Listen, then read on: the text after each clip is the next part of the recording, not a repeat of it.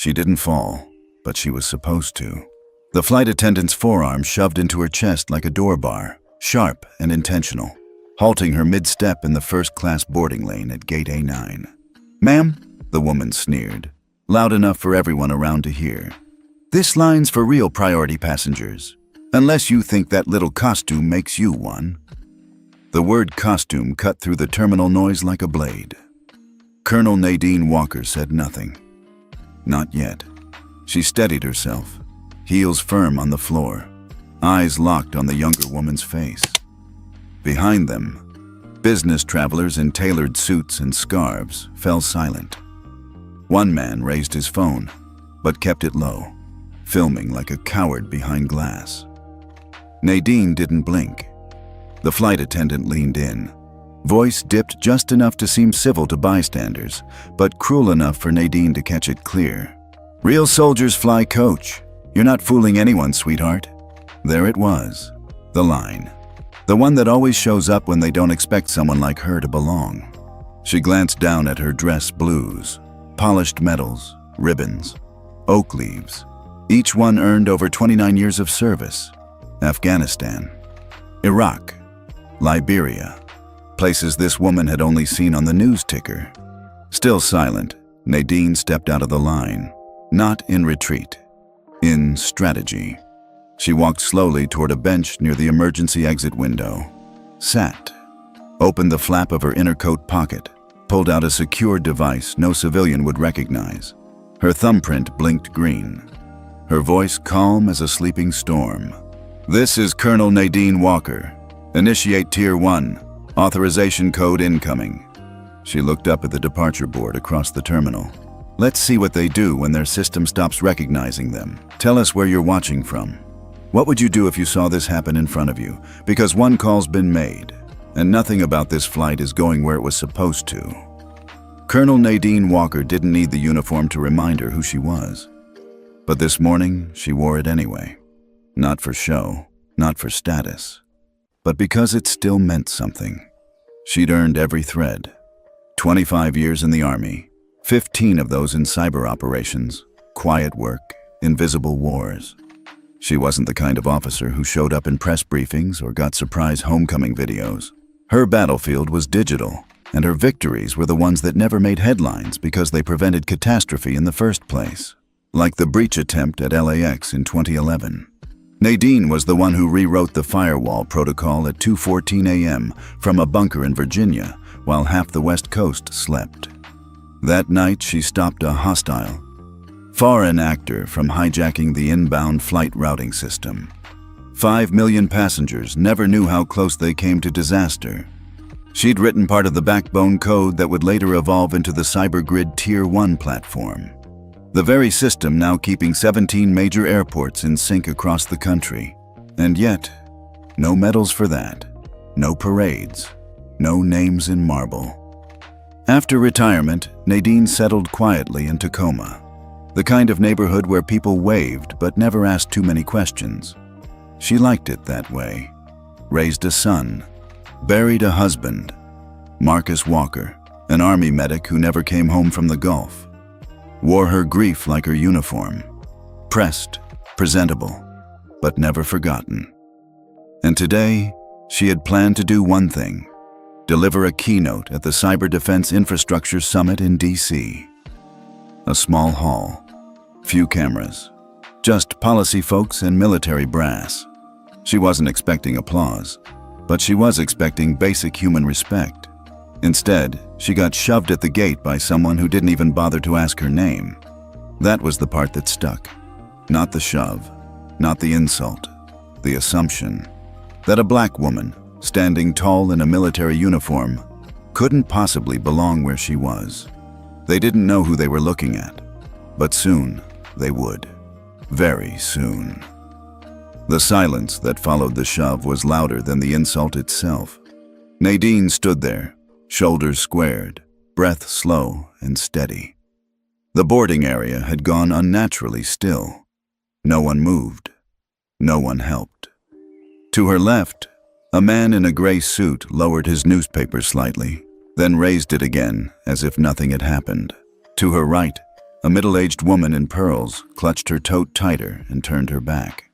A few rows behind, a young man in a fleece vest was recording discreetly with his phone. But when Nadine glanced at him, he looked away. Not a single person stepped forward. And that, Nadine thought, was the real damage. She'd been in hostile zones, flanked by armed civilians.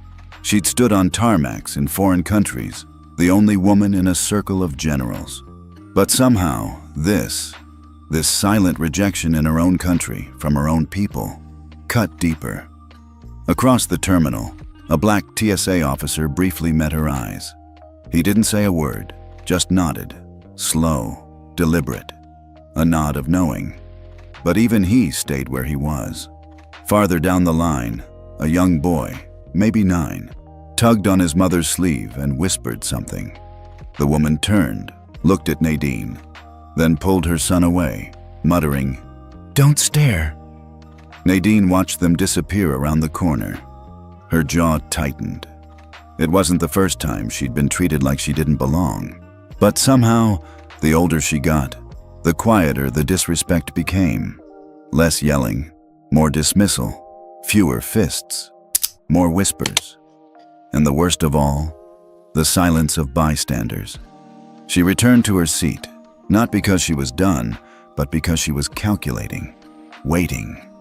The system she'd once built was still running across this very airport, humming in the background.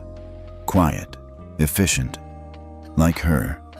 But there was one feature they never thought she'd use, one tool built for emergencies. And today, Nadine realized, this counted. Because silence, too, could be violent. And the system needed a reminder of who had written its rules and who could break them. From her seat near the emergency exit window, Colonel Nadine Walker tapped twice on the screen of her secure device. A green interface blinked to life, minimal. No logo, no help button, just one phrase pulsing across the top. Tier 1 system, clearance level, Auth Prime. She hadn't used it in years. Tier 1 wasn't just an emergency coordination platform. It was the backbone of the real-time airport display network.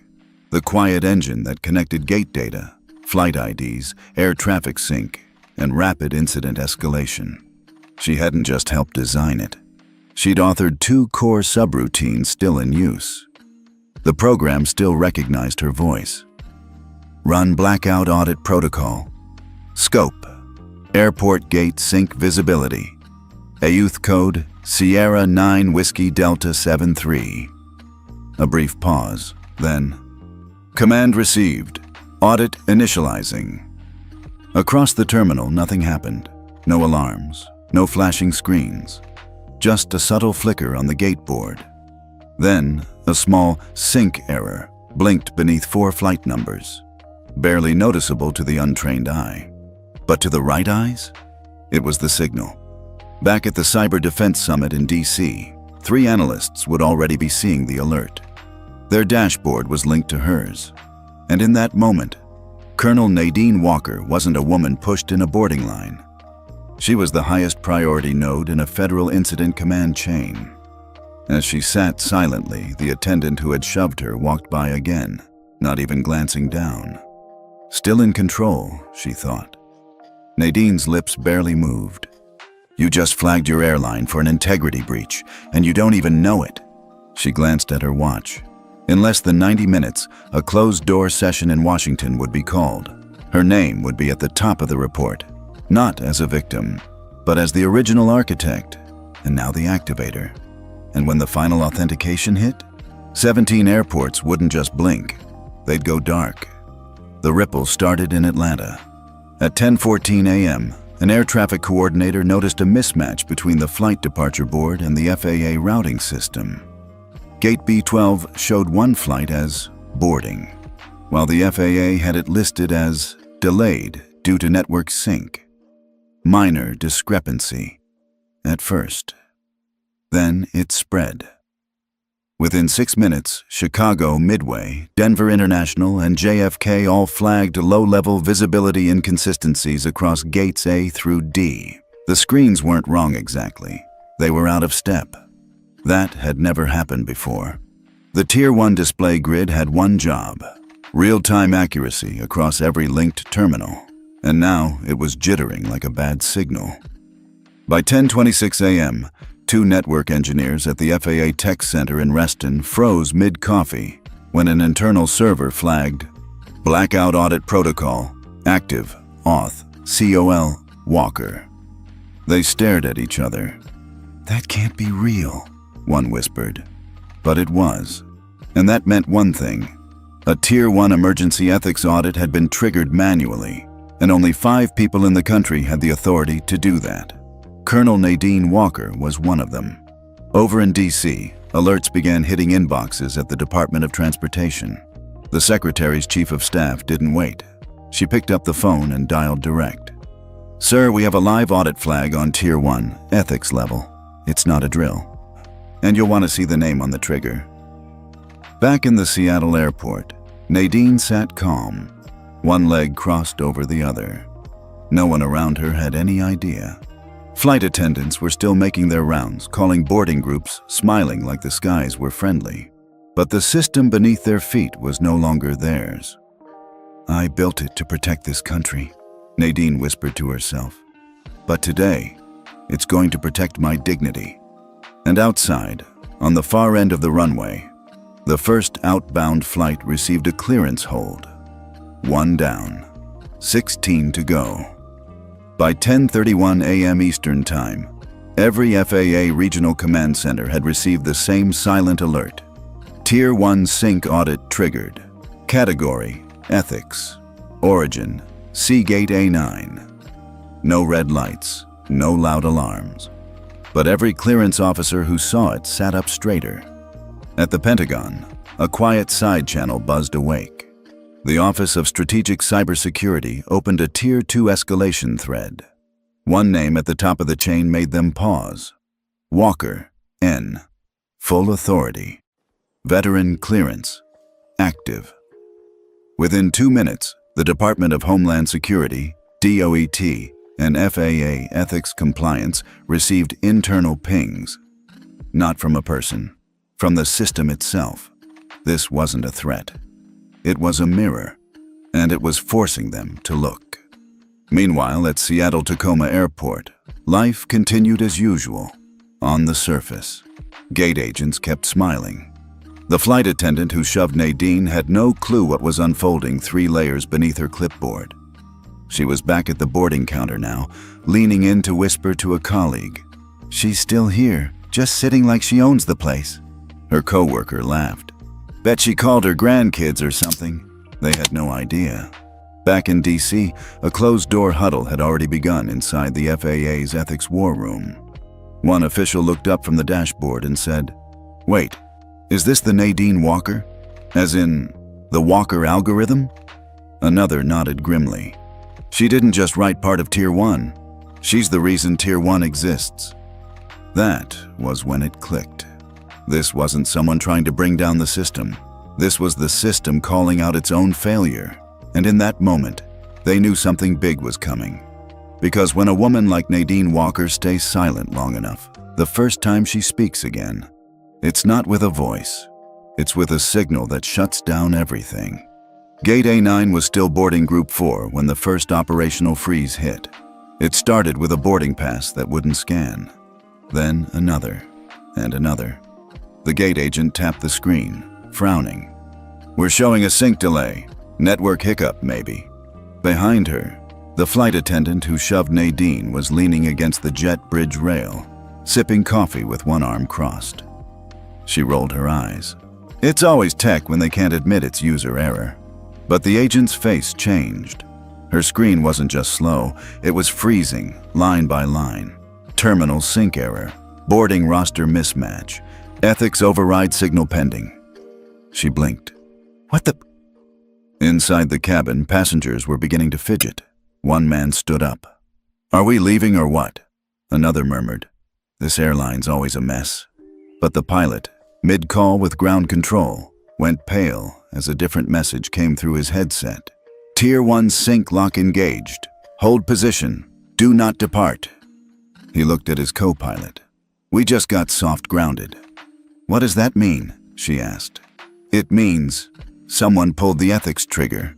Meanwhile, Nadine hadn't moved, still seated, still composed. She glanced once at the gate board, which now blinked suspended under multiple flights.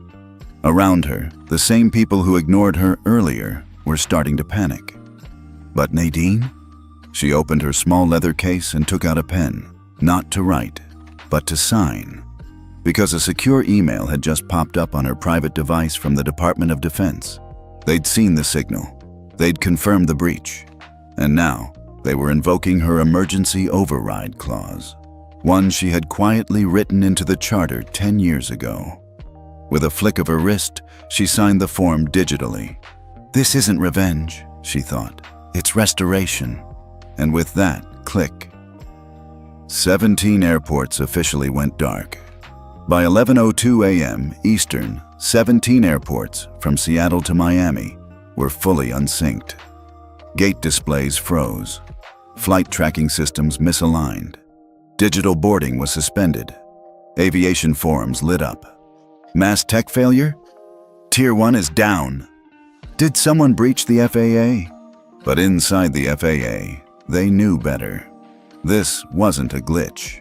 This was an intentional audit, a direct consequence of years of unchecked behavior now brought to light in the most public way possible. Back in Seattle, Nadine was still seated, eyes calm as chaos buzzed around her. Gate agents were scrambling. A supervisor arrived, red-faced and confused. "Ma'am, we're temporarily pausing all boardings. It's a national sync error." A passenger near Nadine scoffed. "Figures.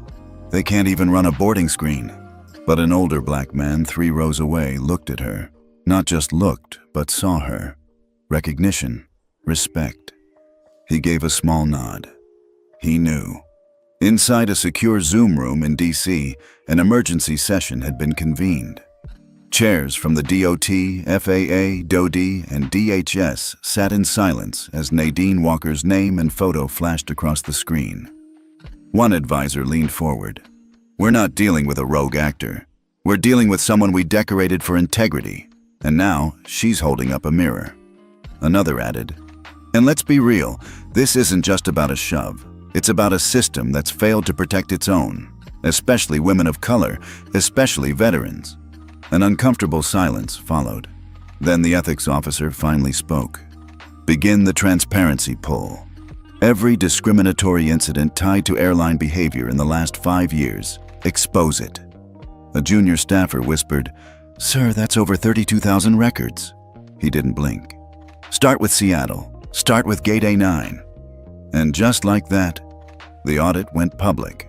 Barbara Reynolds, the flight attendant who had shoved Nadine earlier, finally noticed something was off. Her comms tablet wouldn't connect. Her ID badge scanner at the jet bridge flashed, "Access suspended." She scowled and tapped again. "Must be a tech issue." But then the airport loudspeaker crackled. Not the usual boarding call. "All ground personnel, please pause operations at gates A1 through A12. FAA ethics audit protocol is now in effect." Barbara froze. "Ethics audit?" She turned to her supervisor, who had just arrived, face pale as paper. "Barbara, we need to talk. Now. Why? What's going on?" But before she got her answer, a second announcement echoed across the terminal. "Federal Ethics Oversight has initiated a full review. Immediate suspension of involved crew until further notice." Passengers stared. One woman whispered, "Wait, is this about what happened to that soldier lady?" A young man pulled out his phone. "Yo, I saw someone shove her earlier. I filmed it. Want me to send it to someone?" Another voice, closer. "That was Barbara. She pushed her. I saw it." Barbara's heart pounded. "This is insane. I didn't do anything wrong." But someone had already pulled up the footage. It wasn't dramatic. No yelling, no fight. Just 1 second. A shove, a fall, and Barbara walking off like it didn't matter. But now it mattered. And every screen in the terminal, once filled with departure times, suddenly faded into a blue overlay. In white text, Gate A9, incident logged in review, Tier 1 Audit Protocol. Subject, Colonel Nadine Walker, returning in status. Federal oversight active. Barbara backed away from the gate counter, and from the far row of seats, Nadine finally stood up. She didn't speak. She didn't point. But her presence now commanded the whole room. For the first time, the system didn't look past her. It looked right at her and listened. By 12:03 p.m. Eastern, every major news network had picked up the story. CNN was first to break the headline. Federal audit shuts down 17 airports after soldier pushed by airline staff. The footage of the incident had already gone viral, not because it was loud, but because it was quiet, cold, calculated. A uniformed black woman, steady on her feet. A flight attendant, eyes dismissive. A shove. No apology. Just silence. But now, the silence was broken. Inside the Seattle Airport's secure operations room, a federal ethics officer clicked through the final reports. Her voice was calm but firm as she spoke into the press feed now streaming live across terminals. Today's Tier 1 ethics blackout was triggered by Colonel Nadine Walker, retired U.S. Army, under Lawful Emergency Code. The system verified a confirmed violation of civil protocol, discrimination based on veteran and racial identity, and abuse of crew authority. Gasps rippled through Gate A9. A child whispered, "She's a colonel?" An older woman nearby muttered, "They shoved a veteran. My God." Back at the boarding counter, Barbara Reynolds stood between two federal agents, shaking her head like she still didn't believe it. "This can't be real. I didn't even touch her that hard." But the system had already spoken. Her badge had been revoked. Her employment status marked suspended pending full review. And most damning of all, her name was now listed on the Federal Aviation Ethics Violation Register, a list that hadn't seen a new entry in nearly 6 years. Barbara wasn't the only one. 3 supervisors at Seattle-Tacoma's regional airline partner were also suspended. 2 gate managers had their credentials frozen, and the parent company's stock had already dipped 7.4% by noon. And Nadine? She stood calmly near the far window, phone in hand, watching the military escort arrive at the terminal. Not for her, for the flight log. Because when she triggered the audit, she didn't just flag the gate. She flagged the airline's entire operational compliance database, and that meant a full ethics report, covering 5 years of internal violations, was now being subpoenaed. As the press swarmed the terminal, a young journalist called out, "Colonel Walker, do you want to say anything to the public?" She turned, finally, and offered the softest, most cutting reply. "I didn't need to be seen today. I just needed the system to see itself." Then she walked away, not out of pride, not in anger, but because her work was done. She didn't push, she didn't yell.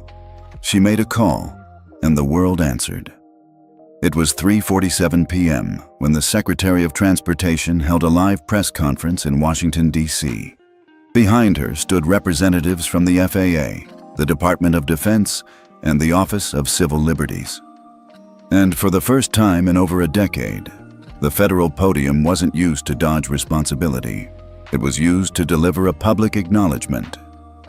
This morning, Colonel Nadine Walker acted within her lawful authority as a Tier 1 ethics authorizer. Her action did not compromise national security. It revealed a national failure. A reporter interrupted. "So, is the government apologizing?" The secretary didn't flinch. "Yes, to Colonel Walker, to every service member who's ever been dismissed in uniform, to every black woman who's had to prove she belonged in a space she already earned." Across the country, screens lit up. Veterans groups reposted the video. Civil rights organizations issued statements of support, and in dozens of airports, passengers watched the headlines roll across monitors that had gone dark just hours before. Colonel Nadine Walker forces industry reckoning. FAA orders immediate reform. But the most powerful response wasn't public. It was personal. In a quiet room back in Seattle, Nadine sat alone, still in her civilian clothes, her duffel by her side. She had declined all interviews. She turned down every major network offer. All she answered was a single call from a young black woman who worked as a junior analyst at the DOT. "Ma'am," the voice trembled. "I just wanted to say, I work on the audit back end. I saw your name come through and I just thank you for standing when the rest of us couldn't." Nadine didn't say much, just smiled softly and replied, "I didn't stand alone. I stood because you built the floor." That call lasted 3 minutes, but it would shape that woman's career for the rest of her life. Later that evening, the FAA issued a new executive directive, the Veteran Dignity Act, effective immediately. It mandated mandatory ethics retraining for all commercial airline staff, real-time cabin incident logging with external oversight, and a permanent ethics audit committee co-chaired by veterans and civilians of color. The kicker? The committee would be led, in its first year, by the very person who brought the industry to its knees, Colonel Nadine Walker, Return. And while Nadine never asked for recognition, the system she once helped build had finally done what it failed to do that morning. It said her name. It stood for her. And it changed because of her. 1 week later, Seattle-Tacoma International Airport looked ordinary again. Planes took off. Families rushed gates. Baristas misspelled names. But at Gate A9, a small brass plaque had been bolted to the wall. "This gate is dedicated to Colonel Nadine Walker for reminding us that dignity doesn't ask for clearance." It didn't say what happened. It didn't have to, because the world already knew. The Veteran Dignity Act passed through Congress in record time, 92-8 in the Senate, nearly unanimous in the House. The FAA launched a full ethics overhaul, and 17 airlines rewrote their internal policy manuals within days under the supervision of the new Ethics Committee. At its first convening, seated at the head of the table, was Nadine Walker. She didn't wear her uniform. She didn't need to. She wore what she had on that morning. Calm, command, conviction. But for Nadine, the win wasn't the law or the press coverage. It came on a quiet Friday afternoon when she received a handwritten note from someone she didn't expect. "Ma, I know I've been distant. I thought your military stuff didn't matter to people anymore. I saw the news. I saw you. I'm proud to be your daughter, Lila." That letter broke her, not because she was weak, but because the strongest people don't cry when they're hurt. They cry when they're finally seen. Later that week, Nadine visited a local high school where a civic leadership class had asked her to speak. She walked in without fanfare. No press, no entourage. A young black girl in the front row raised her hand and asked, "Ma'am, did it feel good to shut down all those airports?" The class chuckled nervously. Nadine smiled and replied, "No, it felt necessary. Power's not about pulling plugs. It's about plugging people back into a system that forgot them." The room went silent, and that was the moment the kids understood. They weren't meeting a woman who got lucky. They were meeting the standard. Back at the airport, travelers occasionally paused at the plaque at Gate A9. Most kept walking. Some stopped and searched her name, but every now and then, someone just stood quietly and nodded. They didn't need to know the details. They knew someone made a call, and that call made the system answer. That's the thing about dignity. It doesn't demand noise. It doesn't seek revenge. It just waits for the moment the world remembers its place. And in that moment, because of one woman's silent signal, it did. Tell us where you're watching from. And more importantly, have you ever witnessed someone stand up without saying a word, yet change everything around them? Drop your thoughts in the comments. Was Colonel Nadine Walker right to make that call? Do you believe quiet power speaks louder than outrage? Your voice matters, especially in stories like this. Let's talk about it right here in the Telltales community.